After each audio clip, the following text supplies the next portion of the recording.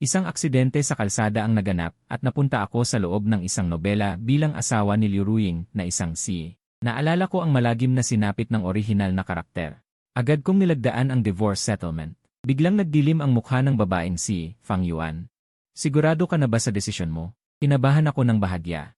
Agad kong hinawakan ang aking pitaka, nagbibiro ba siya? Napakalaking halaga ng separation fee nito. Hindi ko na ibabalik ang kahit isang sentimo. Matapos humiga sa hospital bed sa loob ng 3 araw, tinanggap ko na ang katotohanan na ako ay nakapag-transmigrate. Si Fang Yuan, isang ordinaryong estudyante sa kolehiyo, ay napunta sa katawan ng isang masamang kontrabida sa isang kitsch na nobelang tungkol sa mga si. Ako ang asawa ng si, at dahil sa yaman at impluensya ng pamilya ko, naging mapang-api ako. Noong orientation sa kolehiyo, unang tingin ko pa lang kay Liu Ruiying, nahulog na ako sa kanya. Ginawa ko ang lahat para pilitin siyang pakasalan ako. Si Liu Ruiying, ang tipikal na bida sa mga nobelang pampaaralan, ay maganda at mahusay. Mahirap ang kanilang pamilya, baldado ang kanyang ama, at may sakit na uremia ang kanyang ina. Para matustusan ang pagpapagamot sa kanyang ina, napilitan siyang sumuko at pakasalan ako. Sa loob ng 5 taong pagsasama, si Liu Ruiying ay mula sa pagiging isang hamak na empleyado ay naging isang matagumpay na negosyante. Ang relasyon namin ay lalong lumala, at unti-unting kumakawala si Liu Ruiying sa aking kontrol. Gayunpaman, wala akong kaalam-alam at patuloy na naging mapangahas, hanggang sa itulak ko ang kanyang white moonlight sa hagdan at mabalian ito ng binti. Hindi na ito natiis ni Liu Ruiying kaya humingi siya ng diborsyo. Iyon din ang oras na naaksidente ako. Dumating si Liu Ruiying para makita ako sa 3 araw at direktang inihagis sa akin ang divorce papers, Fang Yuan. Hindi ka pa ba tapos sa mga kalokohan mo? Malamig na tanong ng babae, na puno ng pagkainis at pagkasuklam ang kanyang mga mata. Ngunit kahit ganun, noong sandaling makita ko ang kanyang mukha, tumibok ng malakas ang puso ko. Hindi masisisi ang orihinal na karakter kung nabaliw siya, napakaganda talaga ng mukha niya. Tapos, sinulyapan ko ang divorce agreement. At nang makita ko ang perang matatanggap ko, halos tumigil ang tibok ng puso ko. Grabe!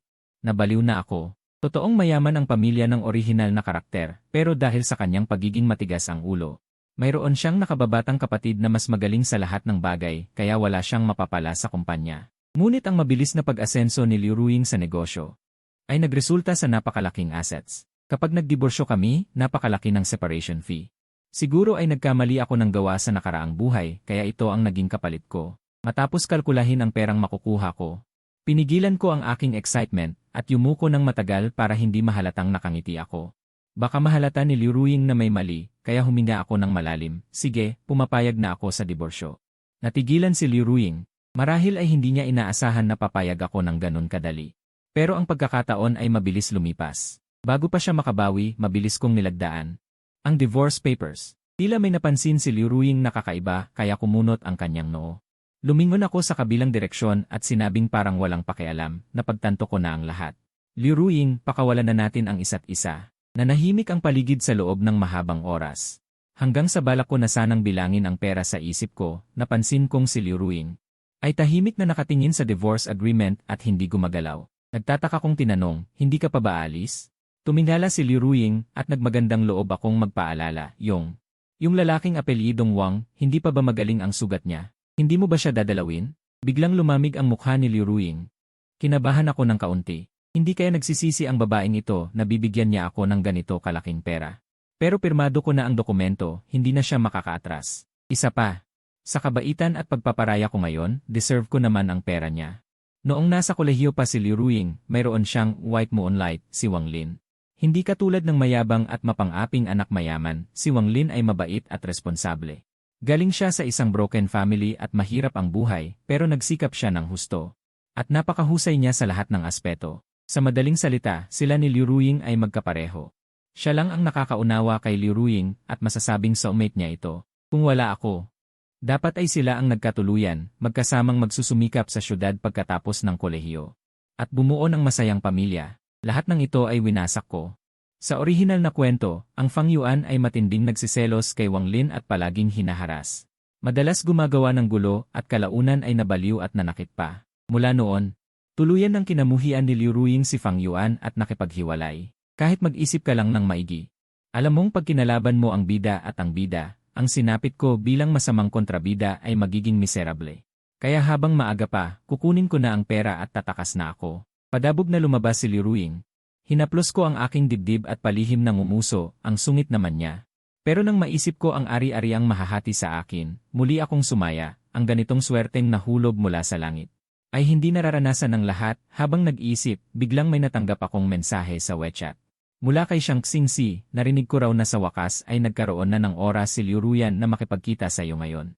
Puno ng panunukso ang mga salita, siya ang kababatang babae ni Fang Yuan, ang palaban at spoiled na dalaga. Sanay siya sa layaw at saya, hindi niya gusto si Liu Ruyan, at hindi rin siya gusto ni Liu Ruyan. Magkaaway ang dalawa, lalo na nang ikasal kami ni Liu Ruyan, at naging madalas ang ugnayan ng aming pamilya. Hindi lang isang beses na ginamit ng matanda sa pamilya niya si Liu Ruyan para pressurein siya. Kaya naman mas lalong naiinis si Shang Xingxi kay Liu Ruyan. Pinagalitan niya ako dahil sa pagiging love-struck, pinapapunta niya ako lagi sa bahay nila para maghukay sa hardin. Ngayon ay malinaw na nandito siya para pagtawanan ako, pero wala akong pakialam, hindi ba? Nagpapatawa ba siya? Abala ako sa pagpapayaman at pagbilang ng pera, saan pa ako kukuha ng oras para magdrama? Na naman.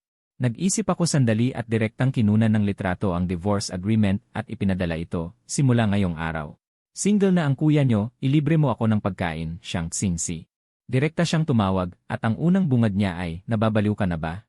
Liray, ang sama naman magsalita, paglabas ko ng ospital ay didiretso na ako sa Civil Affairs Office para pirmahan ito. Mabuti na lang at hindi malala ang aksidente ko, nauntog lang ang ulo ko, may kaunting concussion. Wala ka bang reaksyon? Tumahimik sandali si Shang Xingxi at biglang tumawa. Sige, Yim Irfang, ano bang klaseng reaksyon ang gusto mo?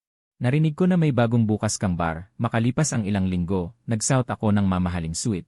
Masayang lumabas ng ospital, si Shang Xingxi ay naka-cross arms habang nakatingin sa akin. Nakaporma ka ng ganyan sa loob ng ospital, nababaliw ka na ba? Umuso ako.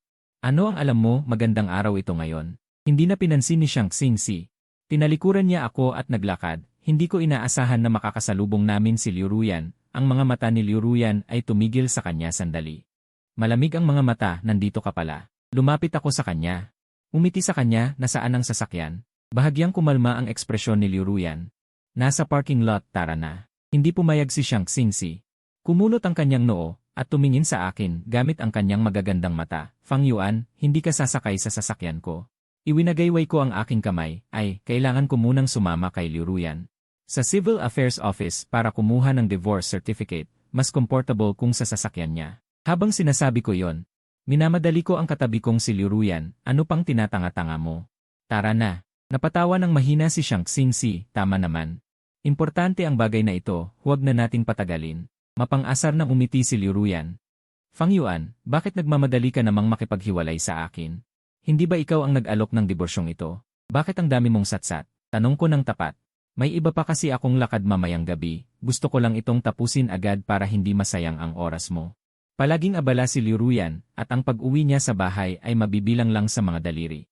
Alam kong ayaw niya akong makita, at wala rin akong balak na makipag-ugnayan pa sa kanya, ang bawat isa ay uwi na sa kani-kanilang buhay. Maghihiwalay na tayo, hindi ba ang sarap nun? Malamig na tumalikod si Liu Ruyan.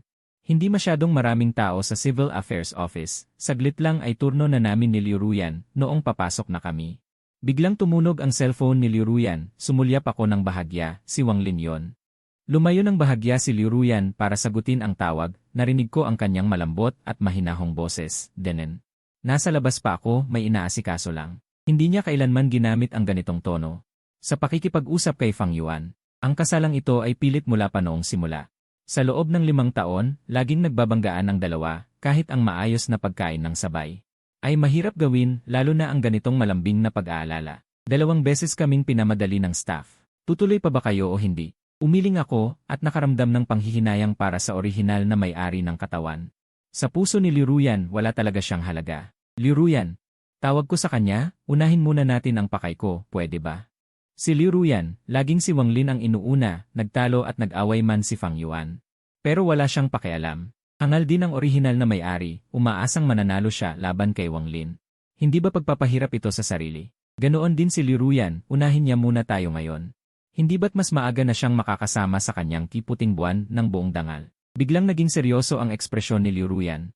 Pagkatapos ay nagsalita siya sa kabilang linya, patingin ka muna kay Iai Zhang, pupunta ako agad. Pagkalipas ng 20 minuto, hawak ko ang bagong labas na divorce certificate, puno ng luha ang aking mga mata. Nasa kamay ko na ang malaking halaga ng separation fee na para sa akin. Simula ngayon, maglalakbay, inom, magpapakasasa sa buhay bilang isang masayang tao. Sinabi ko nang may katapatan kay Liruyan, Liruyan, salamat. Paalam, salamat sa pera mo. Isa pa. Huwag na tayong magkita pang muli. Paglabas ko, nakita ko agad si Xiang Xingxi. Ang babaeng ito ay nagmamaneho ng napakagarbong pulang Ferrari, talagang kapansin-pansin. Mahirap siyang hindi mapansin, masigla akong naglakad palapit, may pera na ang kuya mo. Gusto ko nang gumastos. Sa aking likuran, biglang narinig ang medyo garalgal na boses ni Liruyan. Fang Yuan, nagmadali akong lumingon, may kailangan ka pa ba? Mariing nakatikom ang mapupulang labi ni Liruyan, hindi matukoy ang emosyon. Kung ang orihinal na may-ari ng katawan. Siguradong tatanungin niya ng malalim ang dahilan ng ganyang kakaibang emosyon, pero tinatamad na akong magkunwari. Wala na, aalis na ako. Binilisan ko ang aking lakad. Bilang isang hamak na karakter na gaya ko. Ang lumayo agad sa bida ay ang susi sa kaligayahan. Habang lulan ako ng kotse ni Xiang Xingxi, sumulyap ako ng bahagya sa rearview mirror. Nakatayo roon si Liruyan, sa gitna ng maraming tao, tahimik at nag-aalala. Ay naku, wala na ang istorbong tulad ko, sa wakas ay malaya na siya. Sinulyapan ako ni Xiang Xingxi, nang hihinayang ka. Direkta kong sinagot. Ang mga babae sa bar nyo, itatago nyo ba para sa akin? Walang imik si Xiang Xingxi. Sayang ang pag-aalala ko sa'yo, akala ko pa naman ay mahal na mahal mo siya, pagkatapos maghiwalay. Mukha kang tuwang-tuwa. Ah, halata ba masyado? Ibinaba ko ang salamin sa passenger seat. Tiningnan ko ng mabuti. Si Fang Yuan ay 28 anyos na ngayon, bagamat biglang tumanda ng 10 taon. Mabuti na lang at guwapo ang mukhang ito, at ang pinakamahalaga, mayaman na ako. Nag-isip ako sandali at nagbigay ng paliwanag, hindi niya ako mahal. Kaya hindi ko na rin siya mamahalin. Habang nakahinto sa red light, lumingon si Xiang Xingxi sa akin ng matagal. Hanggang sa nakaramdam ako ng kilabot, bago siya nagsalita ng may malalim na kahulugan, pagkatapos ng aksidente mo. Parang naging ibang tao ka na. Tumibok ng malakas ang puso ko, tumahimik ako sandali. Nagkibit balikat ako, siguro kapag ang tao ay nakaranas ng kamatayan, mas madali na nilang matatanggap ang mga bagay-bagay. Natigilan sandali si Xiang Xingxi at napangiti rin. Tama ka, sige, ang gastusin mo ngayong gabi, sagot ko na. Pagkalipas ng 2 oras, nagsisi si Xiang Xingxi, madilim ang kanyang mukha. Hindi pa siya nakontento. Hindi sa alak ang tinutukoy niya, kundi sa mga babae sa bar. Hindi ako, dapat ang sabihin ko ay mga baby. Itinaas ko ang baso ko sa kanya. Halika, uminom ka rin kasabay ng kuya mo. Xiang Xingxi.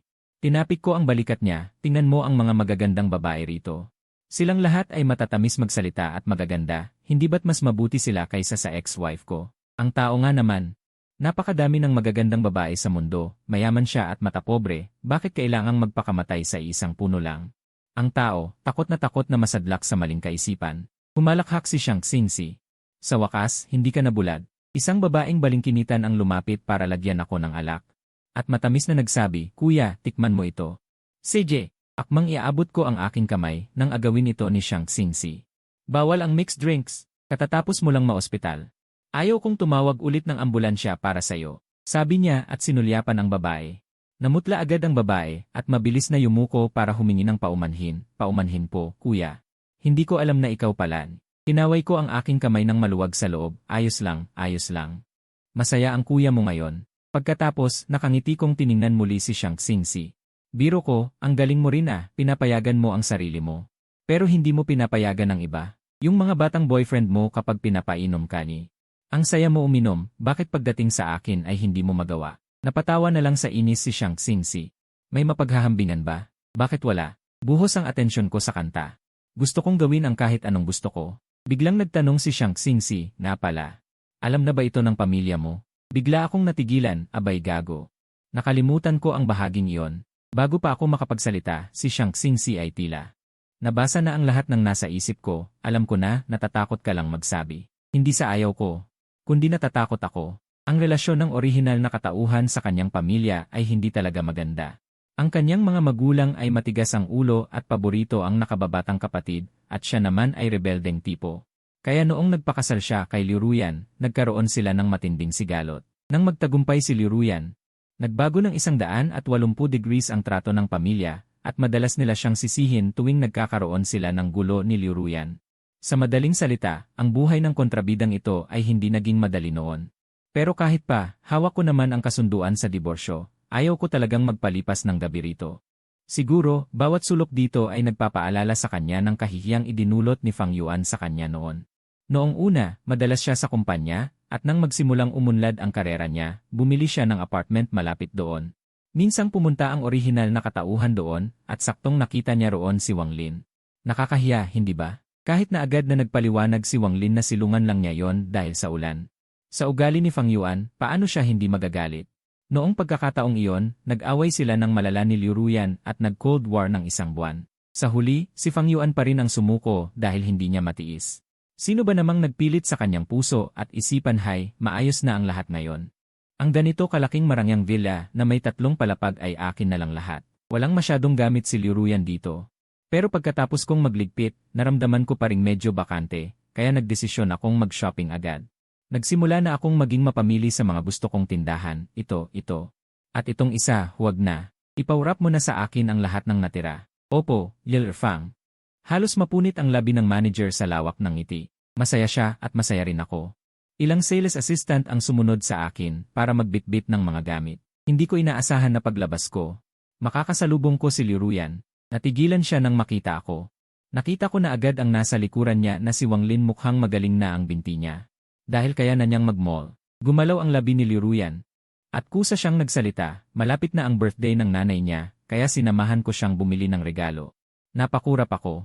Bakit niya sinasabi sa akin ito? Hindi naman ako interesado. Dahil sa paggalang, tumango na lang ako ng magalang. Pero bago pa ako makahakbang. Sandali. Nagsalita rin si Wang Lin mukhang nag-aalangan siya. Lil Fang, paumanhin, hindi pa masyadong maayos ang binti ko. Kaya ko pinasama si Ruyan. Nakita ko na marami kang binili, mahirap ba itong bitbitin? Bakit hindi ka nalang ihatid ni Ruyan? Ayos lang ako mag-isa. Pakinggan nyo.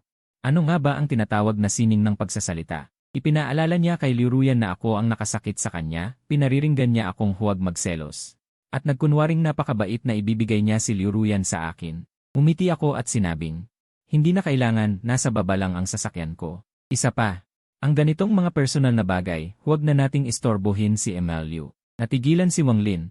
Ano, nagtataka rin akong tumingin kay Liu Ruyan. Liu, hindi mo pa ba nasasabi kay Wang na diborsyado na tayo? Katahimikan. Gulat na gulat si Wang Lin na tumingin kay Liu Ruyan. Nanigas ang magandang mukha ni Liu Ruyan. At hindi maganda ang kanyang hitsura. Ayaw ko ng mga lihim, kaya ako ba ang pinaparinggan nila? Hindi ba't nagdaos lang ako ng ilang party para ipagdiwang ang diborsyo? Bakit kailangang maging maramot? Mukhang hindi inaasahan ni Wang Lin na makakarinig ng ganitong pasabog, at bahagyang bumuka ang kanyang bibig. Ruyan, kayo na ni Fang ay bakit hindi mo sinabi sa akin? Nang marinig ang boses niya, tila naalala ni Liu Ruyan na may kasama pala siya. Gumalaw ang mapulang labi niya, at pagkatapos ng sandaling pagtigil, mahina siyang nagpaliwanag, naging busy lang nitong mga nakaraang araw. Noon, iyan ang paboritong linyang gamitin niya para palamigin ang ulo ni Fang Yuan. Hindi ko inakalang ikot ang mundo at pati si Wang Lin ay makakaranas din nito. Pero iba ang bida sa kontrabida. Para kay Wang Lin, napakagandang balita nito. Ang kanyang mga mata ay pabalik-balik sa akin at kay Liu Ruyan. Tumingin sa amin ng ilang sandali, at tila nag-aalangang nagsalita, pasensya na. Hindi ko alam noon, hindi ko sinasadyang mabanggit, Fang. Sana ay hindi ka magalit. Siyempre hindi ako magagalit, isang relasyong wala na namang kinalaman sa akin. Sige, magpatuloy na kayo sa paglilibot, kailangan ko pang puntahan ang babae roon. Tulungan ko siyang bitbitin ang mga gamit, medyo mabigat kasi, mauuna na ako. Paghakbang ko, biglang nagsalita si Liu Ruyan, sandali. Lumingon ako, may kailangan pa ba si Miss Liu? Kumunot ang noo ni Liu Ruyan. Tila hindi pa sanay sa biglaang pagbabago ng trato ko sa kanya, sabi ni nanay kahapon. Matagal mo na siyang hindi nadadalaw. Humina ang boses ni Liu Ruyan, tila nahihirapang magsalita. Ngunit kailangan niyang sabihin, kung may oras ka, dalawin mo naman siya. Ang tinutukoy niya ay ang kanyang ina na may sakit na uremia. Hindi gaya ni Liu Ruyan. Ang kanyang ina ay matagal nang gusto si Fang Yuan. Dahil hindi kailanman sinabi ni Liu Ruyan sa kanya na napilitan lang.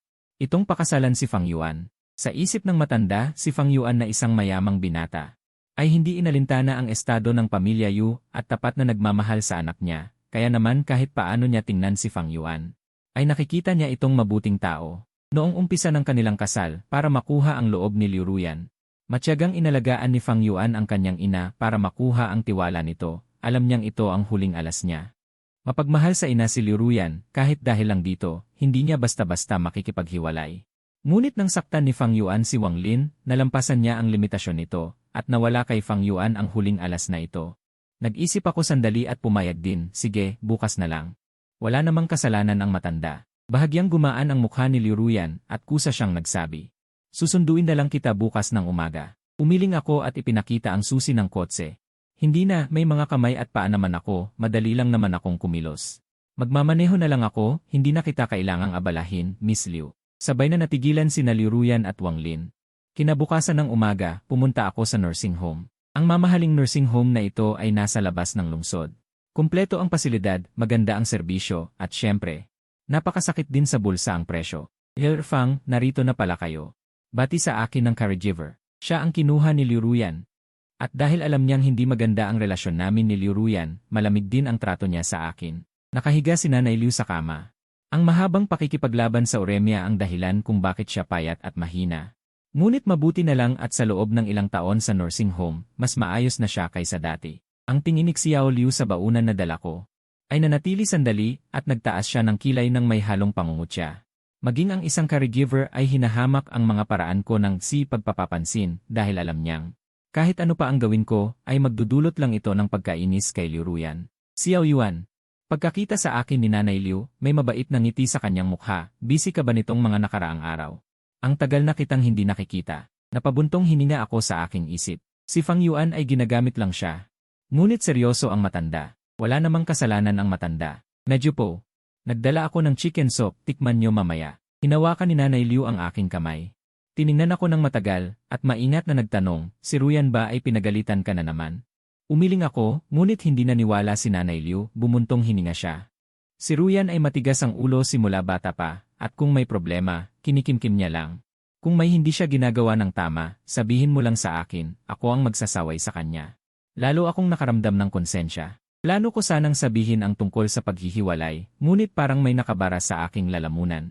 Hindi ko masabi. Sinamahan ko si Nanay Liu na kumain at nag-usap kami ng matagal.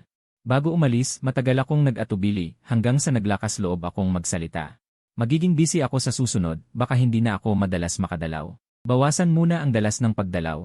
At paghanap ng tamang tiyempo para sabihin sa kanya, dapat ay magiging mas maayos ito, hindi ko naman maitatago habang buhay. Kahit gusto ko, hindi papayag si Liu Ruyan. Kung madalas akong pumunta, baka isipin pa niya na may nararamdaman pa ako para sa kanya. Tinapik ni Nanay Liu ang aking kamay. At bumuntong hininga, Xiao Yuan, isa kang mabuting bata. Ang nangyari noon ay mali ni Ruyan, bagamat hindi niya ito binanggit sa akin. Pero alam kong napakasama ng loob niya at nagsisisi siya dahil mahal na mahal ka niya. Nawala ang bata, paano naman siya hindi masasaktan? Sa loob-loob ko. Naratibo, saglit lang, ang pagkawala ng bata ang naging mitsa ng tuluyang.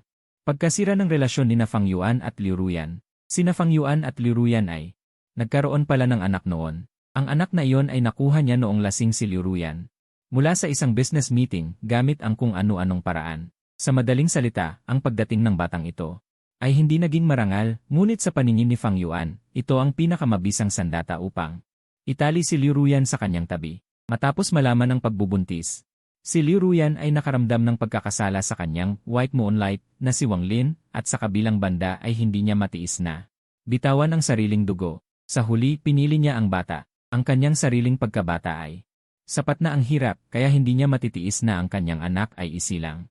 Sa isang watak-watak na pamilya, ang panahong iyon ang pinakamagandang yugto ng relasyon nila ni Fang Yuan. Masunurin niyang kinakain ang mga pagkaing pampalusog na binibili ni Fang Yuan. At nagbabasa rin siya ng iba't ibang gabay sa pagpapalaki ng bata. Talagang gusto niyang maging isang mabuting ina, kaya naman pagkatapos ng kanyang pagkakunan, tuluyan na siyang nakipaghiwalay sa kanya. Kakaiba rin ang kwentong ito, matapos mabuntis ni Liu Ruyan, napansin ni Fang Yuan ang pagbuti ng pakikitungo nito. Kaya naging mapang-abuso siya at nais na laging nasa tabi niya ito.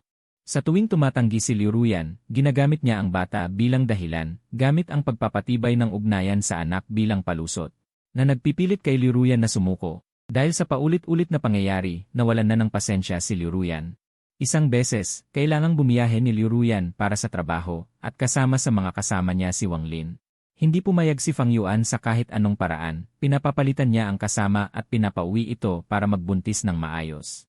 Naramdaman ni Liu Ruyan na pinapakialaman nito ang kanyang kalayaan, na ito ay mapaghinala at mapang-api, kaya nag-away silang dalawa ng matindi. Fang Yuan, pwede bang maging normal ka naman? Huwag mong isipin na ang ibang tao ay kasing dumi mo, pwede ba? Pagkasabi nito, padabog na lumabas si Liu Ruyan. Pagdating ng gabi, nakatanggap si Fang Yuan ng balita na nakaranas ng komplikasyon sa pagbubuntis si Liu Ruyan. At nakunan, hindi na kailangang sabihin sa pangyayaring ito. Tuluyang gumuho ang kanilang relasyon at naging magulo ang lahat. Kung bago ito, pagkamuhi ang nararamdaman ni Liu Ruyan kay Fang Yuan, pagkatapos nito, napalitan na ito ng puot. Hindi na siya tumapak muli sa kanilang silid-tulugan at wala na ring naging komunikasyon sa kanya. Hanggang sa hinanap ni Fang Yuan si Wang Lin. At itinulak ito pababa ng hagdan na siyang naging huling patak ng baso. Hindi nga naman biro ang pagkabaliw ng dating may-ari ng katawan, kapag naging malupit siya, maging sarili niya ay hindi niya pinapatawad. Nanahimik ako sandali at nagsabi, tapos na ang lahat. Ang dating Fang Yuan ay patay na at dito na nagtatapos ang lahat ng ito. Paglabas ko ng sanatorium, medyo nalungkot ako, hindi ko alam kung para ba kay Liu Ruyan o para sa orihinal na Fang Yuan. At ang kalungkutang ito, nang mapagtanto kong nawala ko pala ang susi ng kotse ko, ay umabot sa kasukdulan. Desperado akong tinawagan si Shang Xingxi, sundo mo ako. Sa kabilang linya, hindi makapaniwala si Shang Xingxi, driver mo ba ako? Kailangan ko ring magpalinis ng kalat mo, kahit na nagbabayad naman ako, sabi ko. Shang Xingxi, ang liblib ng sanatorium na ito, mahirap makakuha ng taxi. Wala nang nagawa si Shang Xingxi kundi sumunod. Pag-uwi sa bahay, gabi na. Ang mas malala pa, bumuhos ang malakas na ulan. Pagtingin sa labas sa makapal na kortina ng ulan, nagmagandang loob ako at pinatuloy si Shang Xingxi, pinatulog ko siya sa guest room sa ikalawang palapag. Hindi ko inaasahan na pagkaumaga, may pumindot na sa doorbell. Nakakainis. Nanggigising agad ng napakaaga. Nakapikit pa ang kalahati ng aking mga mata habang naglalakad para buksan ang pinto. Sino? Bakit ka nandito? Ang nakatayo sa labas ay si Liu Ruyan. Magsasalita pa lang siya nang may marinig kaming mga hakbang sa hagdan. Sa boses ni Shang Xingxi, ramdam ang pagkainis dahil naabala ang kanyang tulog. Sino yan? Biglang lumamig ang mukha ni Liu Ruyan, at bawat salita ay tila pilit na lumalabas sa pagitan ng kanyang mga ngipin.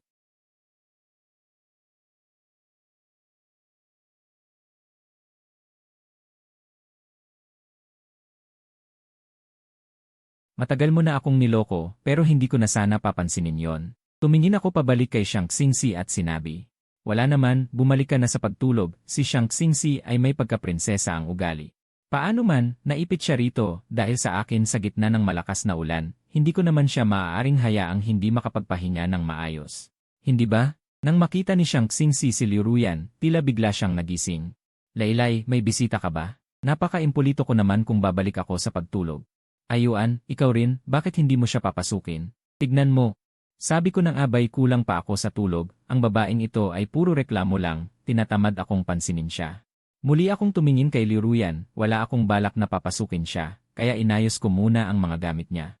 Ayaw kong madumihan ang bahay na ito, mahirap na namang pakiusapan si Auntie na maglinis, napakaaga pa.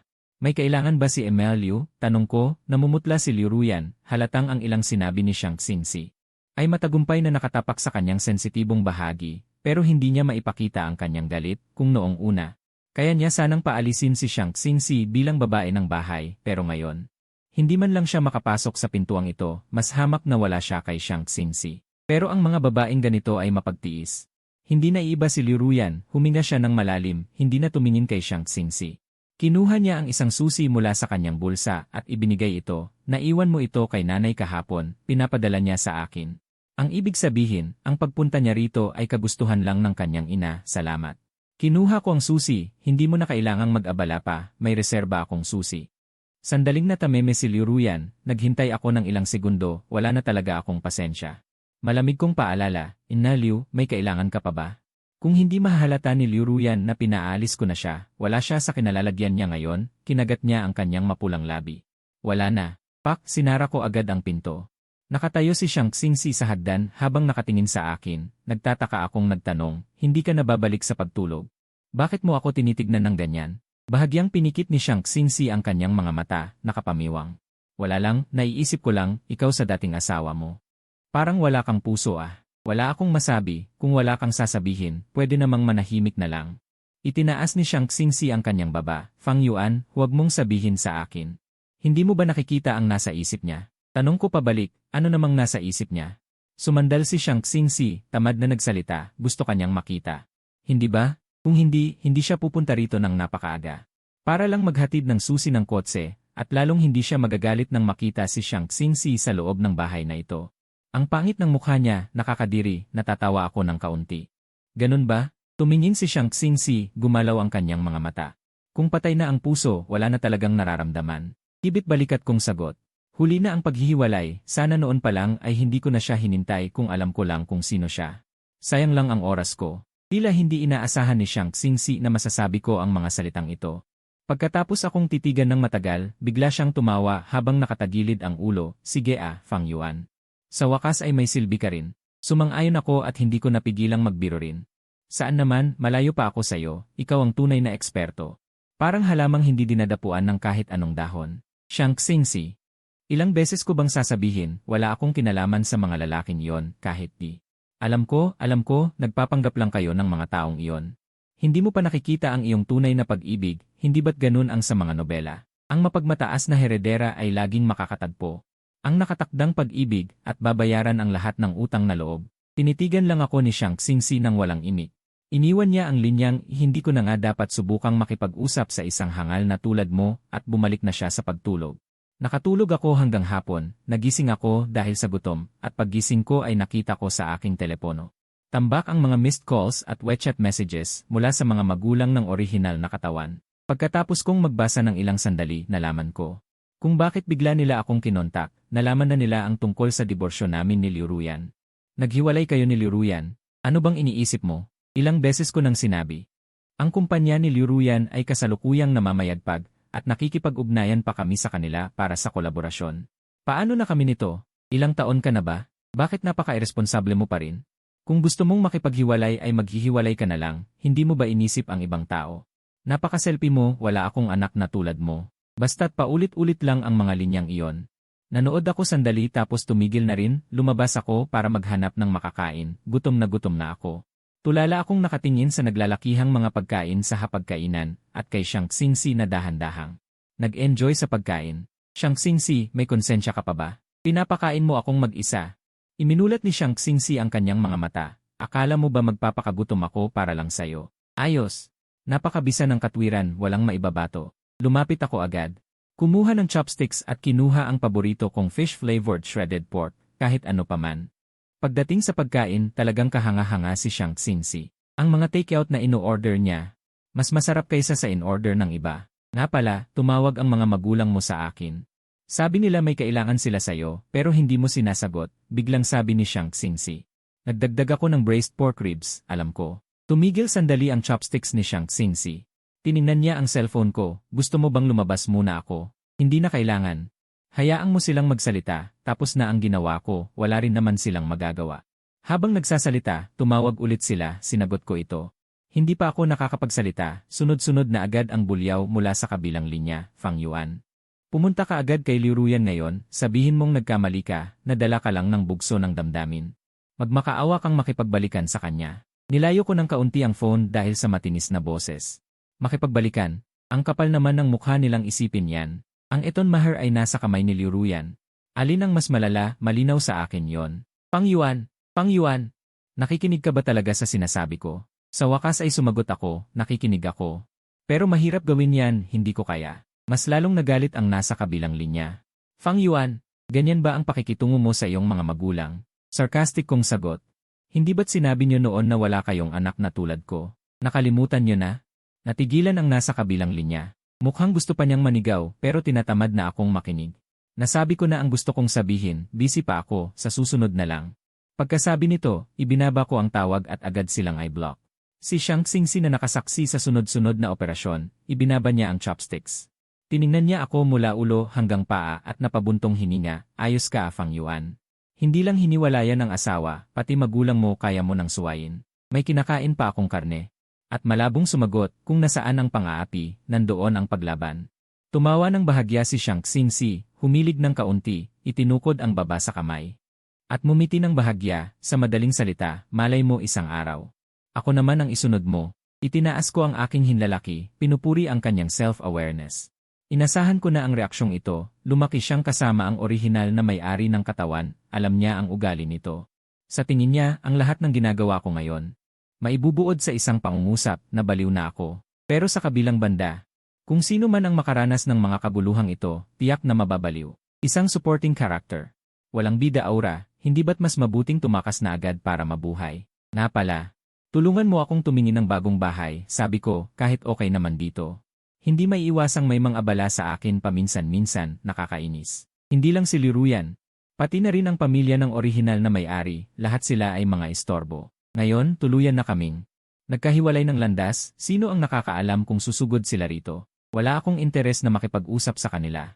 Naintindihan ako ni Shang Xingxi, sige, akin na yan. Hindi nga nagkamali, isa siyang mahusay.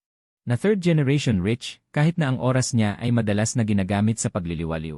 Kapag kailangan mo siya, talagang maaasahan siya. Kinabukasan, tinawagan niya ako at sinabing nakapili na siya ng villa sa kanluran ng syudad. Ang may-ari nito ay lumipat na sa ibang bansa. At nagmamadaling ibenta. Bagong renovation ng bahay, hindi pa natitirahan. Swerte mo talaga. Sobrang nasiyahan ako sa efficiency niya. Hinila ko si Shang Xingxi noong araw na yon. Para pirmahan ang kontrata, ipinalipat ang titulo sa pinakamabilis na paraan at ibinenta ang dati kong tinitirhan. Tumawag ako ng lipat bahay, ang mga trabahador ay pabalik-balik sa hagdan, napabuntong hininga na lang ako sa tabi. Hindi ko akalain, noong sinimulan ko ng mag-ayos, saka ko lang napagtanto na napakarami palang gamit ng orihinal na may-ari. Hindi ba dapat dagdagan ang bayad sa kanila? Fang, ano ang laman ng kahon na ito? Mabigat. Isang malaking karton na inilabas ng isang trabahador mula sa ikatlong palapag, selyadong-selyado ang kahon. Hindi makita mula sa labas kung ano ang laman nito. Balak ko sanang silipin nang biglang may tumawag sa telepono ko. Hello, si Fang ba ito? Mula kami sa Third People's Hospital. Bigla pong nahimatay ang asawa niyo sa daan at dinala rito sa ospital. Pwede niyo po bang puntahan agad? Natigilan ako. Nahimatay si Liruyan at dinala sa ospital. Hindi ba kayo nagkakamali? Hindi po ako ang asawa niya, paliwanag ko. Nagulat ang boses sa kabilang linya. Pero nang tignan ko ang nakalista sa phone ko naalala ko, noong buntis pa si Liruyan. Pinilit ni Fang Yuan na palitan ang pangalan niya sa phone bilang tatay ni Zaizai na si Fang Yuan, at dahil hindi siya matalo ni Liruyan, hinayaan niya na lang ito. Hindi ko inakalang matagal na silang hiwalay pero hindi pa pala niya nababago ang contact name. Kumusta ang kalagayan niya? Malamang na nahimatay siya dahil sa mababang blood sugar, walang panganib sa buhay. Pero hindi maganda ang kondisyon niya sa pangkalahatan, mas mabuting maaga pa lang nakuha ko. Pero medyo busy ako ngayon. Paano kaya kung tawagan niyo na lang ang kasalukuyan niyang kasintahan? Wang Lin ang pangalan, dapat ay nasa listahan ang numero niya. Pagkatapos nito, kung may problema man, direkta niyo na lang siyang tawagan. Ibinaba ko ang telepono at nakitang dumami na naman ang mga kahon sa sala. Hanggang kailan ko ba ito ayusin? Ilabas niyo na lang muna lahat, ayusin ko na lang kapag may oras na ako. Buti na lang at malaki ang bagong bahay. Pinatulong ko ang katulong na iligpit ang mga gamit ng mabilisan, saka ako naglaro ng ilang round ng video games. Nag-check-in din ako sa isang bagong usap-usapang barbecue house, masarap ang pagkain at maganda ang interior, dagdag puntos. Hindi ko napigilang kumuha ng ilang litrato at i-post sa Moments, check-in. Isang napakagandang araw ngayon. Nilagyan ko pa ng gwapong selfie. Sunod-sunod ang likes ng mga kaibigan ko. Pati si Shang Xingxi na kadalasang hindi nagpaparamdam sa Moments ay nag-comment, masarap nga dyan. Sagot ko, nakakain ka na riyan? Shang Xingxi. Siyempre, ako ang may-ari niyan. Nakakairita. Nagtagumpay pa siyang magmayabang. Pero ang hindi ko inakala, nag-comment din si Wang Lin. Yung tipong kunwari ay magalang pero may halong panghuhusga, pananakot, at matapobreng tono. Fang Yuan, kahit hiwalay na kayo ni Ruyan, ngayon na nakahiga siya sa ospital. Hindi mo man lang ba siya dadalawin? Tama ba yan? May sakit ba sa utak to? Paglabas ng comment niya, nagkagulo ang Moments ko. Ang balita tungkol sa paghihiwalay namin ni Liruyan. Ilan lang ang nakakaalam, hindi ko pa napag-iisipan kung paano ito ipapaalam sa publiko, pero siya. Gusto agad maging moral superior. Sumagot din ako ng pasarkastic, ang isang desenteng ex. Dapat ay parang patay na. Hindi ba't iniiwasan ko lang na magkamali ka ng interpretasyon? Kung hindi ka naman tututol. Pupunta na ako. Sa kahit anong anggulo, naging magkaklase naman tayo. Natural lang na dalawin siya, hindi ba? Nag-init ang Moments ko. Nagkagulo ang mga tao. Tapos, ilang sandali lang. Binura ni Wang Lin ang comment niya. Aba, akala ba niya ay parang walang nangyari kapag binura niya? Agad akong nagtanong sa mga eksperto sa Moments, ano bang magandang iregalo? Sa pagdalaw sa ex-wife at sa bago niyang kasintahan. Naghihintay online, urgent. Please, napakahalaga nito sa akin. Pagkalipas ng isang oras, dala ang mga prutas, pumunta ako sa ospital. Pagdating ko sa tapat ng kwarto, narinig ko ang boses ni Wang Lin na puno ng pag-aalala. Ruyan, huwag ka na magalit. Alam kong mali ako sa pagkakataong ito, pero ginawa ko lang naman yun para sa'yo. Walang sagot si Liruyan. Nagpatuloy si Wang Lin na tila galit at nasasaktan. Nahimatay ka na, tinawagan pa siya ng ospital. Ayaw niya pa ring pumunta para makita ka. Paano kung may masamang nangyari sa'yo ngayon? Parang ang laki ng kasalanan ko. Sa wakas ay narinig ang pagod na boses ni Liu Ruyan. Pagod ako, gusto ko lang mapag-isa. Nakita ko ang paggalaw ng upuan sa loob, lumapit si Wang Lin sa pinto. Pagbukas niya ng pinto at nakita ako, natigilan siya sa gulat. Tumindala si Liu Ruyan at lumingon sa gawi ko. Sobrang maputla ang mukha niya, wala na ang dating aura ng isang matapang na si. Nakahiga siya sa kama habang nakadextrose, tila nakitaan ng pambihirang kahinaan. Pagkakita sa akin, ang mga mata niyang tila walang buhay ay kuminang ng bahagya, tila kinakabahan o kaya naman ay naguguluhan. Ayuan, bakit ka nandito? Nilampasan ko si Wang Lin. Pumasok ako, hindi ba't dahil lang ito sa takot na mapintasan ng ibang tao? Sabihin kakadiborsyo lang. Ay pababayaan ko na ang dating asawa. Sabi nga nila, magkaklase tayo noong kolehiyo, hindi na kailangang gawing ganoon kapait ang sitwasyon. Tama ba? Namutla ang magandang mukha ni Liu Ruyan, nanigas ang kanyang mga labi. Siguradong nakita niya ang girian namin ni Wang Lin sa social media, sa pride niyang taglay, paano niya matatanggap na hamunin siya ng harap-harapan ng ganito? Isang kahihiyan nito, ang puot niya sa akin sa loob ng puso niya, marahil ay lalo pang nadagdagan. Naiirita ako kapag naiisip ko yon. Sige, nandito na ako. Kung wala nang ibang kailangan, mauuna na ako. Bahagyang gumalaw ang gilid ng labi ni Liu Ruyan. Fang Yuan, kailangan mo bang maging ganito? Tinaas ko ang aking kilay. Taos pusong tanong, ano bang ganito? 3 araw matapos akong maaksidente sa sasakyan. Saka mo lang ako dinalaw, kumpara sa'yo, sapat na ang ginawa ko, hindi ba? Kung ang pag-uusapan ay pagiging malupit, sino ang higit pa sa babaeng bida? Agad na namutla ang mukha ni Liu Ruyan. Ibinuka niya ang kanyang bibig, tila may gustong sabihin, ngunit biglang tumunog ang aking telepono. Ang katulong sa bahay ang tumatawag, Ginoong Fang, halos naayos na po ang inyong mga gamit. Pero may isang kahon pa na hindi nagagalaw, puro mga seramiko ang laman nito, paano niyo po gustong ipaayos ito? Natigilan ako, mga seramiko. Tama, at tila. Parang ikaw mismo ang gumawa, kaya naisipan kong itanong sayo. Nakita ko. Ang mga mata ni Liu Ruyan, biglang may kislap ng ideya sa aking isip, naalala ko na. Ang mga seramikong ito ay tunay na gawa ng orihinal na katawan noong kolehiyo. Ay nagtatrabaho si Liu Ruyan sa isang tindahan ng seramiko. Noon, para suyuin siya ni Fang Yuan, paulit-ulit siyang nagpupunta roon. Mananatili siya roon ng buong hapon. Wala siyang talento at wala ring pasensya. Buong puso at isip ay kay Liu Ruyan lang nakatuon, kaya naman lagi siyang nagmumukhang puno ng putik. Sa huli, kukunin niya ang isang obra na ubod ng kapangitan, at masaya siyang ginagawa iyon. Hindi niya iniisip kung gaano ito nakakahiya. Nang hindi na ito matagalan ni Liu Ruyan, agad sinamantala ni Fang Yuan ang pagkakataon. Mapangahas na sinabi, kung gayon, ikaw na lang ang magturo sa akin. Siyempre, ayaw ni Liu Ruyan. Ngunit mapagbigay si Fang Yuan, isa siyang sa tindahan, kaya hindi niya ito maaaring kalabanin. Hanggang sa nagbitiw si Liu Ruyan, doon lang tumigil si Fang Yuan. Ang kahon na yon ng mga sining ay ganoon na ipon. Hindi naman importante ang mga yan. Itapon mo na lahat. Sabi ko nang walang pakialam. Teka, biglang sabi ni Liu Ruyan, lumipat ka na ba ng bahay? Sa totoo lang. Ang talino ng babaeng ito ay minsan ay gumagana rin, tumango ako.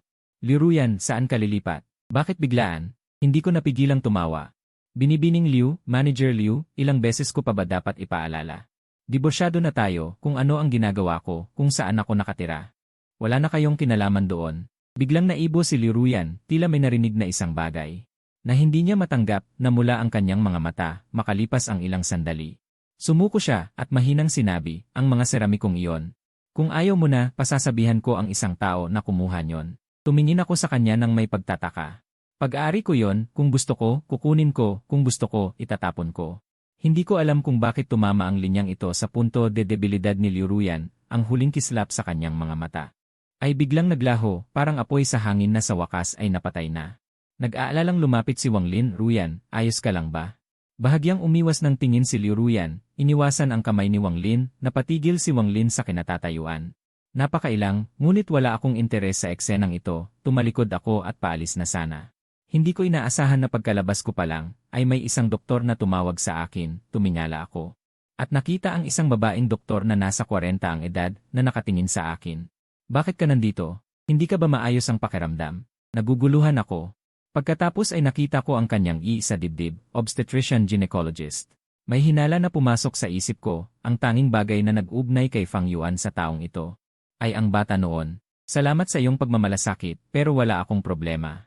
Narito lang ako para dalawin ang isang kaibigan. Malabo kong sagot, tila nakahinga siya ng maluwag. Mabuti naman, pero nasa tamang edad na kayong mag-asawa, sa susunod na magkaanak kayo. Hindi niyo na dapat itapon. Natulala ako, ang dalawang linyang ito. Ay may napakabigat na impormasyon. Anak, hindi ba't nakunan si Liruyan dahil sa aksidente? Ano ang ibig sabihin ng doktor sa teka, noong gabing iyon? Pagdating ni Fang Yuan sa ospital, nailabas na si Liu Ruyan mula sa operating room at nakabantay si Wang Lin sa tabi ng kama niya. Ruyan, ano bang ginagawa mo? Habang tulala ako, biglang may narinig akong sigaw ni Wang Lin sa aking likuran. Lumingon ako at nakita ko si Liu Ruyan na tinanggal ang sarili niyang swero, itinulak si Wang Lin. At mabilis na naglakad palapit. Dumiretso siya sa harap ko at hinarang ang babaeng doktor. Ang mukha niya ay puno ng tensyon na hindi ko pa nakikita dati. Doktor, usapin ito naming mag-asawa, wala kayong kinalaman dito. Naramdaman ko ang panlalamig ng buong katawan, naninigas ang leg ko habang humaharap kay Liu Ruyan. Sa unang pagkakataon, ang magandang mukhang ito ay tila napakadayuhan sa akin. Liu Ruyan, ano ang ibig sabihin nito? Bahagyang kumunot ang noo ng doktor, hindi mo alam. Sabi ng asawa mo na ang lakas nyo ay nakatuon sa pagpapalago ng career, kaya ayaw nyo muna ng anak, kaya nagpasya siyang magpa-abort. Wala kang alam tungkol dito. Hindi ko na matandaan kung paano ako nakauwi dahil ako mismo ay tuliro sa bigla ang balitang ito. Naupo ako sa loob ng study room ng matagal, ipinikit ko ang aking mga mata. Paano nangyari yon? Malinaw na nakasulat sa libro na dahil sa matinding selos ni Fang Yuan, nag-away sila ng malala ni Liu Ruyan na naging sanhi ng kanyang aksidenteng pagkalaglag. Bakit naging ganito? Hindi ko alam kung bakit sa pag-isip nito. Parang may bahagi ng katawan ko ang sumasakit din para bang. Nadarama ko ang matinding desperasyon at sakit na naramdaman niya noong nalaman niyang wala na ang bata. Lalo akong nakaramdam ng pagkabalisa, iniling ko ang aking ulo, sinusubukang alisin ang mga damdaming ito. Kakalinis lang ng yaya sa study room, hinalungkat ko ang mga gamit at hinanap ang kahon na lalagyan ng mga gamit noong kolehiyo hanggang sa natagpuan ko sa ilalim ang isang album noong college. Dahil may pagkakaiba sa pangyayari ng pagkalaglag marahil, ay may pagkakaiba rin sa ibang bagay. Pagbukas ko sa unang pahina, nakita ko ang litrato noong military training. Sa ilalim ng matinding sikat ng araw, ang lalaking nakasuot ng unipormeng militar ay may malapad na ngiti. Sa likuran niya sa entablado, nakatayo ang isang payat at matangkad na figura. Bagamat medyo malayo, makikita ng sinumang mapagmasid na yon si Liu Ruyan noong kolehiyo. May nakasulat na maliliit na salita sa ibaba. Noong unang araw ng military training, may babaeng himatayin sa tabi ko. Binuhat ko siya papuntang infirmary. Napakagaan niya. Hindi ko inakalang sa graduation performance, makikita ko siya sa entablado na nagre-representa sa mga freshmen. Liu Ruyan pala ang pangalan niya.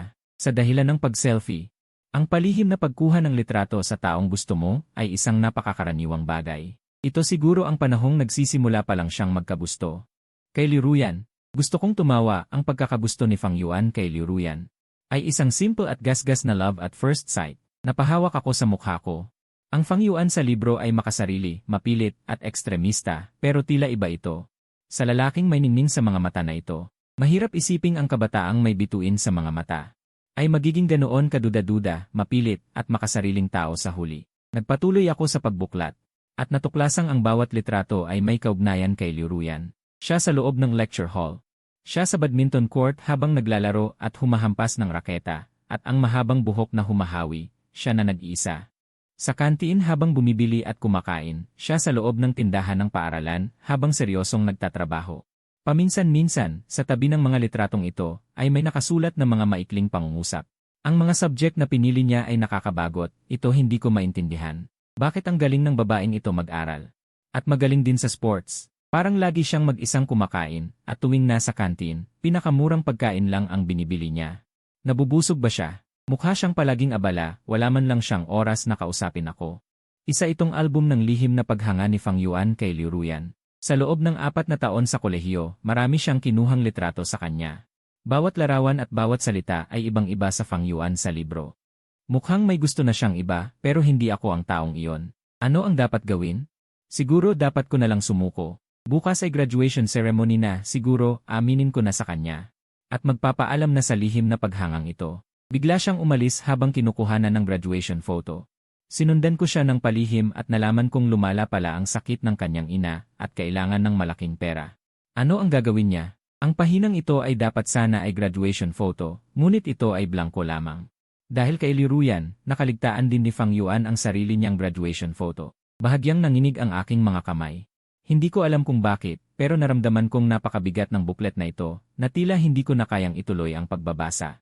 Tila may hindi kontroladong bagay na mangyayari kung magpapatuloy ako sa pagbabasa, at parang may nakapatong na bato sa aking dibdib. Hindi ako makahinga ng malalim, hindi ko rin mailabas ang aking hininga, tila itinutulak ng isang hindi malamang puwersa. Ipinagpatuloy ko pa rin ang pagbuklat. Iyon ay isang litrato sa kasal, sa madaling salita.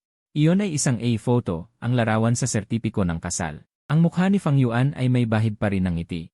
Ngunit kung ikukumpara sa simula, mas mukha na siyang pigil at mahinhin. Bahagyang nakakurba ang kanyang mga labi, at ang kanyang katawan ay bahagyang nakahilig sa katabing si Liu Ruyan.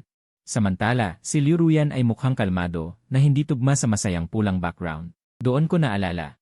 Tila wala silang wedding photos. Matapos ang isang taon ng paulit-ulit na pag-aalinlangan, pinili pa rin ni Liu Ruyan na pakasalan si Fang Yuan. Hindi niya pinakasalan ang taong pinakamamahal niya, kaya syempre wala siyang interes sa mga ganoong detalyadong bagay, lalo na't nasa ospital pa noon ang kanyang ina. Hindi sila nagkaroon ng seremonya, wala ring wedding photos, nagparehistro lang sila ng simple. Kasal na sila. Akala ko sa gabing ito, sa araw na ito na sa wakas ay kasama na niya si Liu Ruyan. Maraming isusulat si Fang Yuan, ngunit sa katotohanan, sa pahinang ito, walang kahit anong salita. Matagal akong nakatitig sa litratong iyon, at nakaramdam ako ng hindi maipaliwanag na pagkabara sa dibdib. 5 taon na paghanga sa lihim, 5 taong kasal, pero iyan lang pala ang nag-iisa nilang litratong magkasama. Inalis ko ang mga iniisip ko at nagpatuloy sa pagbuklat, ngunit natuklasan kong wala na palang ibang litrato ni Liu Ruyan. Tanging mga paminsan-minsang tala na lang ang natira. Mukhang abala siya kamakailan, nagsisimula pa lang ang kumpanya. Kailangan niyang asikasuhin ang lahat ng mag-isa, napakahirap para sa kanya. Ipinagluto ko siya ng paborito niyang sweet and sour pork. Ngunit umuwi siya mula sa pakikipag-socialize na amoy alak at diretsong natulog. Bumili siya ng apartment malapit sa kumpanya. Sabi niya ay para mas madali ang pagbiyahe, pero bakit naroon din ang lalaking iyon? Alam kong hindi ako makakapantay sa kanyang puso, pero gusto ko pa ring magkaroon ng batang amin. Wala na ba akong pag-asa? Pumunta ako sa nursing home ngayong araw at aksidenteng nakasalubong si Xiang Xingxi. Sinasamahan ang kanyang lolo sa ospital. Sinabihan niya akong walang utak na ang isang babaeng tulad ni Ruyan. Ang mga ganoong paraan ay walang silbi sa kanya. Tinalikuran ko siya agad dahil alam ko rin. Totoo ang sinabi niya. Balak ko na sanang sumuko pero umuwi siya ng gabi. Hindi ko alam kung hindi naging maayos ang pakikipag-socialize niya. Lasing na lasing siya at hindi ko napigilang halikan siya. Hinalikan niya ako pabalik sa unang pagkakataon. May bahaging blangko hanggang sa isang gabi. Mukhang buntis siya. Nagpatuloy ako sa pagbabasa, ang 2 buwang iyon ay tunay na ang panahon ni Fang Yuan. At ang panahong pinakamalapit ang relasyon nila ni Liu Ruyan. Kahit alam niya ang pagbabagong ito ni Liu Ruyan, ay dahil lang sa bata, wala na siyang ibang mahihiling pa. Mula noong maraming taon na ang nakalilipas. Inibig na niya ang taong ito nang hindi na siya makawala. Akala niya noon, ito ang liwanag sa kanyang buhay, gusto niyang makakuha ng init at pagtatangi mula sa kanya. Ngunit mula sa simula ay mali na ang lahat. Ang lahat ng mukhang magandang ilusyon na ito ay malupit na nabasag. Sa huling pahina, may isang pinunit na kasunduan para sa operasyon ng pagpapalaglad. Sa kanang bahagi sa ibaba, naroon ang lagda ni Liu Ruyan. Para akong tinamaan ng kidlat. Naramdaman ko ang hapdi, ang buong katawan ko ay namanhid at nanlamig. Hindi mabilang na mga alaala ang bumalik sa aking isipan, parang rumaragas ang agos na tila lalamunin ako. Pakiramdam ko ay parang bumuhos ang malakas na ulan, ang malamig na ulan, gusto kong lumutang sa ibabaw para huminga. Ngunit hinila ako ng mas malalakas na alon, hindi makahinga, hindi makagalaw.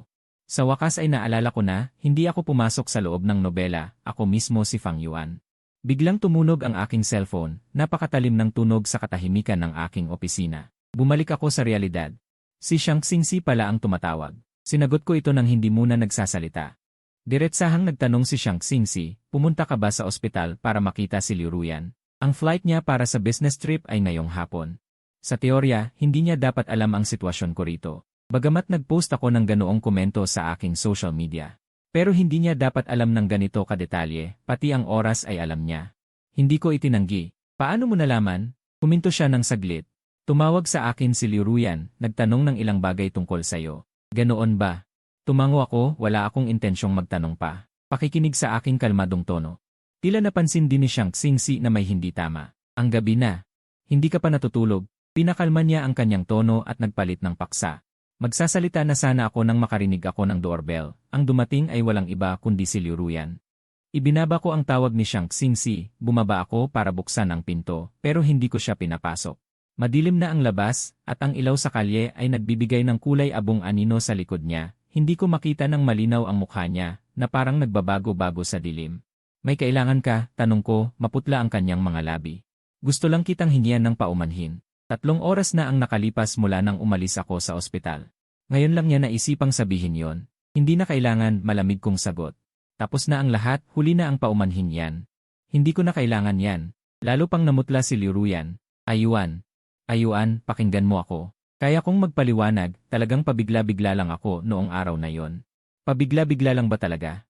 O matagal mo na itong pinagplanuhan, mahina kong tanong. Ang pagpatay sa anak ko. Nasaktan ba kita ng husto? Natigilan si Liu Ruyan ng matagal. Ipinikit ko ang aking mga mata at sinabing bawat salita, sa umpisa, ayaw ko talaga sa batang iyon. Pero kalaunan, habang lumalaki si Zaizai, talagang pabigla-bigla lang ako noon at nagsisisi ako ngayon. Nagsisisi na ako. Hindi ba huli na ang lahat? Napuno ng pagsisisi ang mga mata ni Liu Ruyan, nanginginig ang kanyang mga balikat at hindi na siya makapagsalita. Bahagyang kumurba ang mga labi ko, pinaniwala mo ako na dahil sa akin kaya ka nakunan. Tiyak na magsisisi ako ng husto, hindi na ako makakaasa sa anak para magreklamo sa iyo at palalayain na kita mula noon. Hindi ba? Biglang natigilan si Liu Ruyan dahil sa kanyang subconscious. Inakala niyang isa akong makasarili, mapanghusga at malupit na lalaki. Nawalan ako ng anak kaya wala na akong dahilan para itali siya at kulitin. Bumuka ang kanyang bibig, tila hirap na hirap siyang magsalita, pero bagay nating dalawa ito. Bakit mo inatake si Wang Lin noong araw na yon? Tahimik ko siyang tiningnan. Ang babaeng ito ang taong minahal ko sa loob ng 10 taon at hanggang sa sandaling ito. Ang inaalala pa rin niya sa loob ng puso niya ay ang ibang lalaki. Napangiti ako. Walang dahilan. Hindi ko lang siya gusto, deserve niya yon.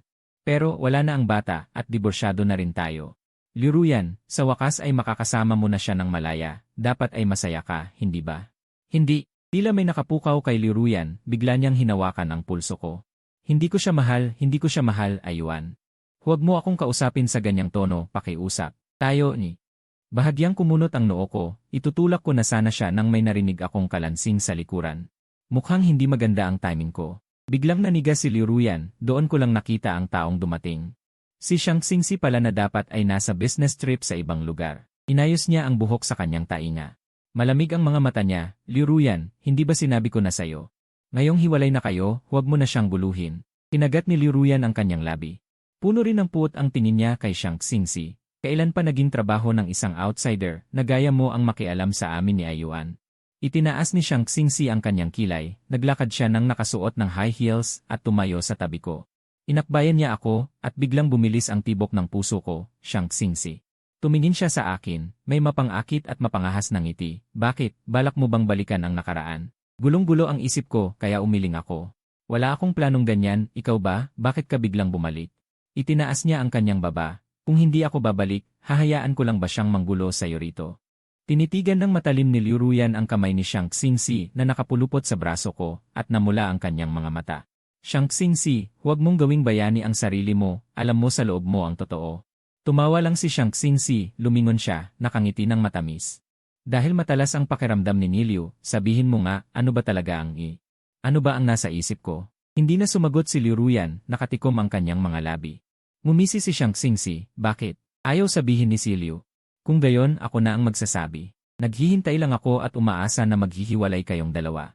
Ako na ang magsasabi, naghihintay lang ako at umaasa na maghihiwalay kayong dalawa. Hindi naging madali ang paghabol ko sa kanya, hindi biro ang pagkakataong ito, kaya naman nararapat lang na pagtuunan ko ito ng pansin. Samantalahin mo ng mabuti, ang hangin sa gabi ay humahaplos kasabay ng kanyang boses. Bawat salitang pagtanggi ay tumatama sa aking pandinig, habang ang aking dibdib ay tahimik na kumakabog. Ipinagpatuloy ni Shang Xingxi, ikaw, Liu Ruyan. Kung mayroon ka lang sanang mga mata, kung mayroon ka lang sanang konsensya, hinding-hindi mo itatanong. Ang mga salitang binitiwan mo kanina. Huwag mong sabihing naniniwala kang may taong magpapatawad sa iyo habang buhay. At habang buhay na magbibigay sa iyo ng pagkakataon. Namutla agad ang mukha ni Liu Ruyan, nang hina ang kanyang katawan. Na tila anumang sandali ay babagsak na. Pabulong siyang nagsalita, basag ang boses. Hindi ko naman talaga sinasadya. Mukhang wala nang ganang makinig si Shang Xingxi at agad siyang pinutol. Bumaba ng ilang antas ang lamig ng kanyang boses. Sabi ko na, nahirapan siyang kalimutan ang mga bagay na yon. At nagsisimula na siyang mamuhay ng bago, kailangan mo pang ungkatin ulit. Bigla akong tumingin kay Shang Xingxi. Ang mga sinabi niya, parang may mali, napansin na kaya niya ang isang bagay. Ngunit hindi napansin ni Shang Xingxi ang reaksyon ko, mahinahon lang siyang nagsabi, umalis ka na. Huwag ka nang babalik pa. Halos matumba si Liu Ruyan, ang kanyang mga mata ay nawalan ng pokus. Bakas ang kawalan ng pag-asa. Ayaw ko nang manood, humakbang ako at nagsalita.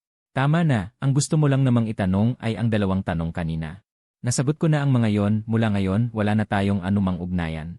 Sabi ko, tatalikod na sana ako para umalis nang biglang may narinig na kalabog sa likuran ko. Si Liu Ruyan pala ay napaluhod na lang ng ganoon, ayuan. Ang kanyang boses ay nanginginig sa pagpipigil. Alam kong nagkamali ako, kasalanan ko ang lahat, bigyan mo pa ako ng isa pang pagkakataon. Magsimula tayong muli, pwede ba? Ang unang reaksyon ni Shang Xingxi ay ang lumingon sa akin. Ang kanyang karaniwang maarte at mapagmataas na tindig ay naglaho. Ang kanyang magaganda at makinang na mga mata ay nakapako sa akin. Ang kanyang mga kamay sa tabi ay mahigpit na nakakuyom. Naninigas ang kanyang munting mukha, kinakabahan siya. Hinihintay ni Liu Ruyan ang sagot ko. At siya rin. Huminto ako at tahimik na tumingin kay Liu Ruyan. Liu Ruyan, 5 taon tayong kasal, hindi ako katulad ni Wang Lin na paborito mo. Sa halip ay puro gulo lang ang hatid ko, at naghangad pa akong angkinin ka ng mag-isa, talagang napakawala ko sa wisyo.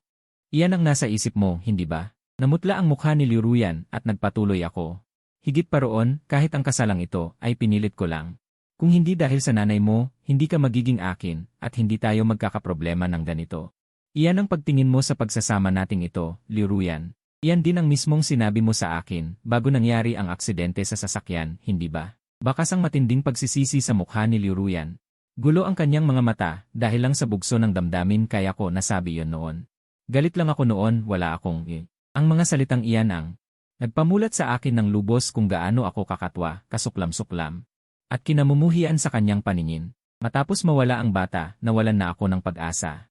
At nagsimulang mag-isip kung dapat ko na bang palayain si Liu Ruyan. Ang isang lalaking tulad ko ay hindi karapat-dapat na makasama siya. Kaya nangyayain ako ni Wang Lin na makipagkita, pumayag ako. Gusto ko ring humanap ng pagkakataon upang linawin ang lahat sa lalaking ito na laging nakikialam sa loob at labas ng kasal namin ni Liu Ruyan. Ngunit hindi ako nagkaroon ng pagkakataong itanong ang dapat itanong ng araw na yon dahil ibinigay sa akin ni Wang Lin ang dokumentong iyon para sa operasyon ng pagpapalaglag. Fang Yuan, hindi mo ba talaga akalaing sa pamamagitan ng isang bata ay makukuha mo ang puso ni Ruyan? Sa katunayan, nang tumawag ka, naroon lang ako sa tabi. Narinig ko rin. Pinayuhan ko rin siyang makinig sa iyo, manatili na lang sa bahay at huwag nang bumiyahe. Pero alam mo ba ang sinabi niya? Sabi niya, gusto mo lang siyang igapos gamit ang bata. Nakaabala ka raw. Mula pa noong freshman year mo siya gusto, hindi ba? Ay, parang dahil lang sa nahimatay siya noong military training at dinala mo siya sa infirmary. Mabuti ang tumulong sa kapwa. Pero hindi sapat ang maliit na bagay na yon para magpakasal sa iyo, hindi ba? Sa tingin mo? Fang Yuan, huwag ka nang magpakatanga, lagi mong ginagawa iyan. Naiinis si Ruyan, pati ang bata, kinamumuhian niya dahil sa iyo. Hindi ko inakalang sadyang magpapadulas si Wang Lin sa hagdan at hindi ko rin inakalang nakakaabala si Ruyan. Maging ang pagkakaroon niya ng anak mo ay kinamumuhian niya rin. Hindi ko inaasahan na sadyang mahuhulog si Wang Lin sa hagdan at hindi ko rin akalain na si Liu Ruyan ay darating sa tamang oras. Hindi niya ako mapakinggan habang abala siya sa pagpatak ng luha sa tabi ni Wang Lin. Lubhang nag-aalala at balisa, mula simula hanggang dulo, hindi man lang niya ako sinulyapan. Nang sa wakas ay nagkaroon siya ng oras, nang balak ko siyang kumprontahin tungkol sa bata, sinupalpal niya ako sa kanyang mga sinabi. Fang Yuan, hanggang kailan mo ba balak mag-iskandalo? Alam mo ba, nakakadiri ka mula ulo hanggang paa. Naglakad-lakad ako sa kalye nang walang patutunguhan ng araw na yon. Puno ang isip ko ng kanyang mga salita ng pagkamuhi at paningisi. Makasarili ba ako? Masyado ba akong matindi? Nakakasuka ba ako? Hanggang sa sumalpok ang nawalan ng kontrol na sasakyan, nawalan ako ng malay noon din. Pagkagising ko, ako ay naging ibang ako, ang ako, sa paningin ni Liu Ruyan. Binuo niya ang ganitong huwad na mundo para sa akin, at sa mundong ito, ako ay baliw at makasarili. Mapanakot at walang katuturan, at ang mas mahalaga, kusa na akong hindi umiibig sa kanya. Tinitigan ko ang mga mata ni Liu Ruyan at mahinahong nagsalita, ngunit Liu Ruyan, sa mundong ito, hindi na rin kita mahal. Ang pag-ibig ko ang nagbigay sa iyo ng pundasyon. At ikaw, hindi ka karapat-dapat. Kinabukasan paggising ko, maliwanag na ang paligid. Naamoy ko ang bango ng almusal habang naglalakad patungo sa kusina kung saan nagluluto si Shang Xingxi.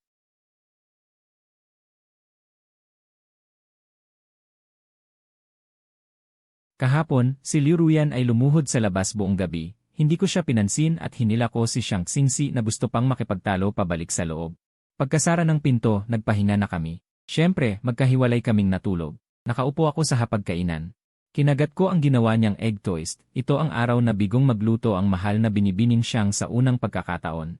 Nagmamadaling lumapit si Shang Xingxi para agawin ang toast. Hoy! Huwag na, sayang lang, nakakain pa naman, sabi ko habang umiiwas. Hindi na, sayang naman kung itatapon, nakakain pa naman. Hindi makapaniwalang tanong ni Shang Xingxi, talaga. Itinaas ko ang toast. Tikman mo. Nang kakagat na siya, tumingala ako at hinalikan siya sa gilid ng labi. Natigilan siya at namula ang kanyang tenga ng mabilis, Fang Yuan. Kinuha ko ang pisngi niya ng may kasiyahan, narinig ko, bakit kailangang sumigaw? Mas malakas pa sa boses mo nung nagtapat ka kahapon. Si Shang Xingxi, matagal siyang nagpigil. Hanggang sa yumakap siya ng mahigpit sa akin at bumulong, akala ko nakalimutan mo na lahat. Kakatapos lang ng aksidente mo, nakalimutan mo ang daming bagay, muntik na akong maniwala na kailangan ko nang mag-alaga ng isang tanga habang buhay. Ginulo ko ang kanyang buhok, paano mangyayari yon? Kahit makalimutan ko pa ang sarili ko. Hindi kita makakalimutan. Sa mga panahong hindi ko nakilala at hindi na pinagkakatiwalaan ang sarili ko. Siya lang ang taong hindi ko kailanman dinibensyahan, lubos ang tiwala ko. Tumingala siya. At mumiti ng kontento, sa wakas, naging matalino ka rin, hindi na sayang ang paghanga ko sa'yo sa loob ng maraming taon. Parang may kumurot sa puso ko, hindi ko napigilang bumulong, Shang Xingxi. Bakit mas tanga ka pa sa akin? Bakit mo na gustong mahalin ang isang katulad ko? Mayabang niyang sinabi. Maliwanag na mas magaling lang ang panlasa ko, alam kong maghintay sa taong sulit hintayin. Napangiti rin ako.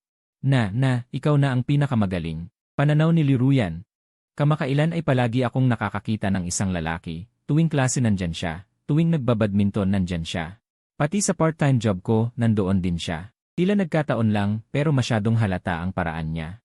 Hindi rin siya marunong umarte, lahat ay mababasa sa mukha niya, nakakairita. Hindi naman sa hindi ako nakaranas ng panliligaw ng ibang lalaki, pero wala pang katulad niya, nagarapalan kung manligaw. Akala ko ay susuko rin siya pagkalipas ng ilang panahon, sino ang mag-aakalang napakatigas ng ulo niya.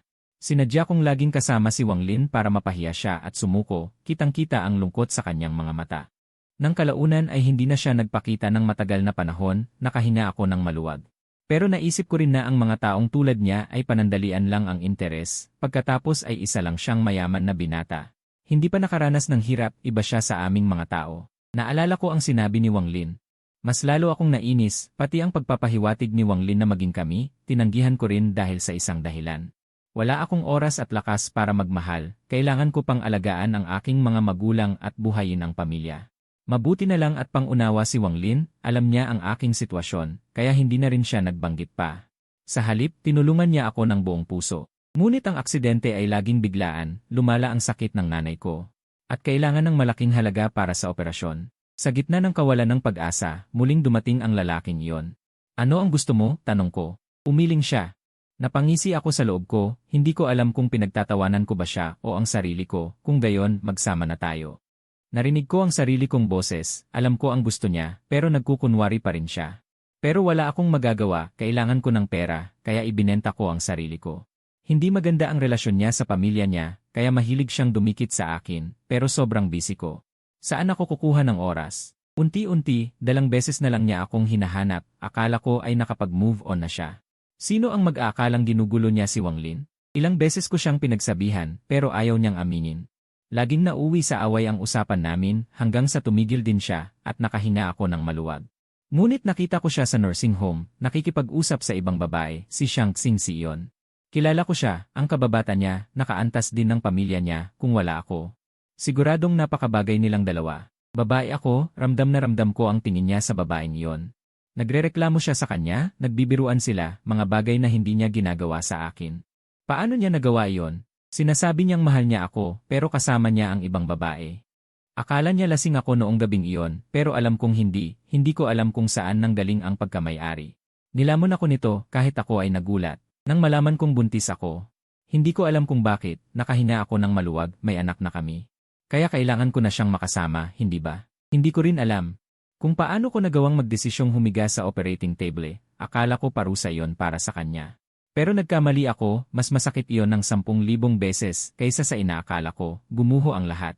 Nawala na sa kontrol ang sitwasyon. Hindi ko alam kung paano ko nasabi ang mga salitang iyon. Siguro ay nabaliw na ako.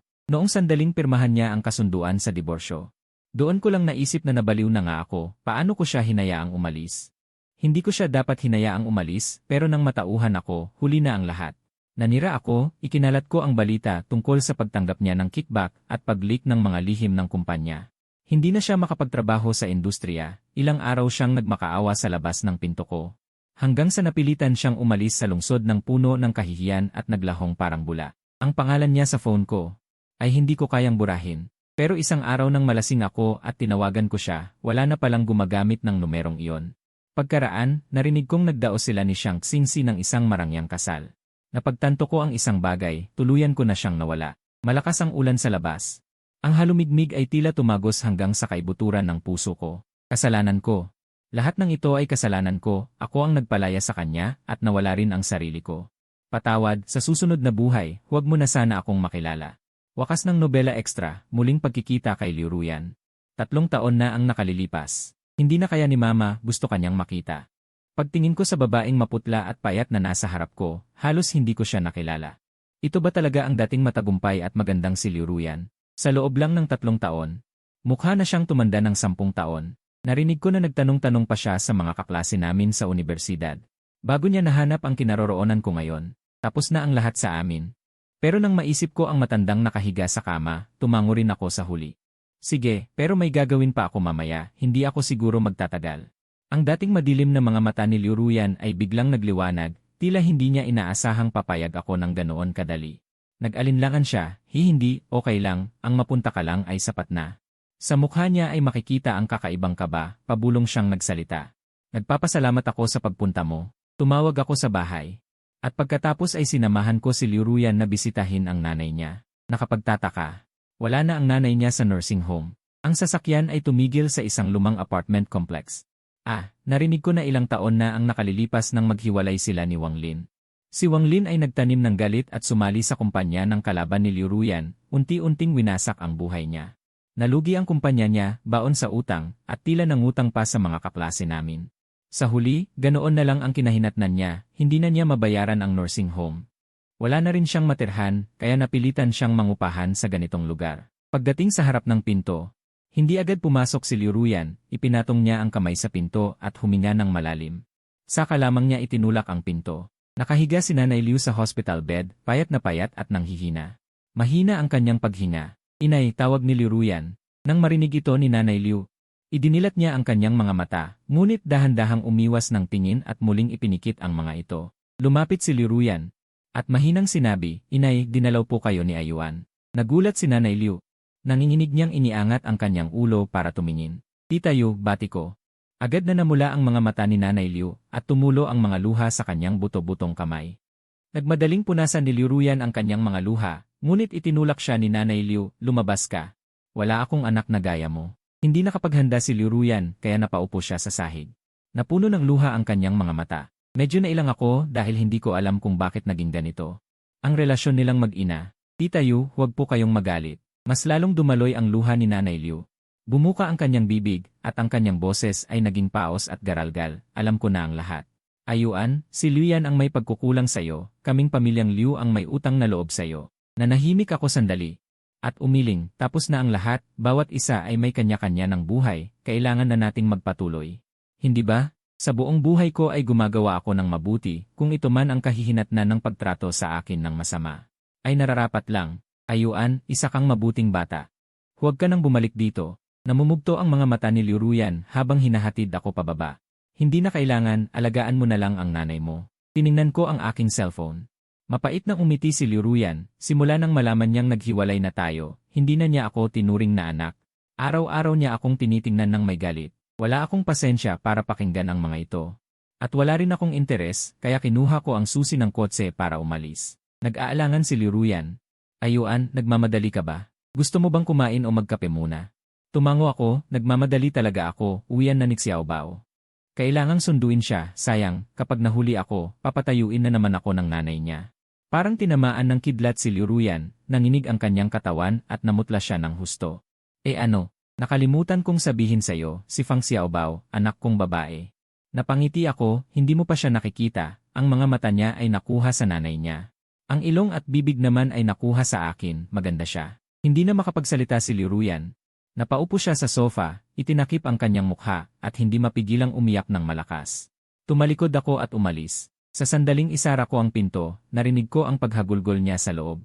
Hindi ko na pinansin yon at tuloy-tuloy na umalis, nagmamadaling pumunta sa kindergarten.